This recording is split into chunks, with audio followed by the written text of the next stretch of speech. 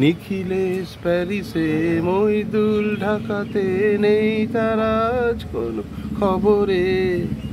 গ্র্যান্ডের guitarist গোয়ানিস ডিসুজাটা ঘুমিয়ে আছে যে আজ কবরে।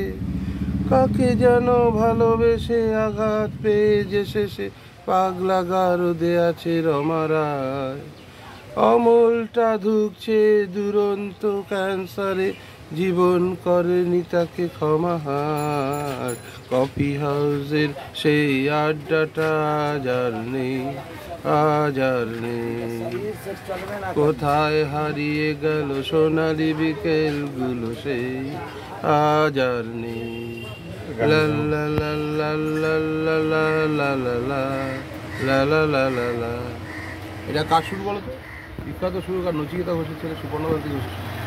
মানে বাঙালি পুরনো সব গান ভুলে যাচ্ছে, কিন্তু এই গানটা মনে হয়। নচিকেতা ঘোষের ছেলে সুপর্ণকান্তি ঘোষ ও শুরু করে।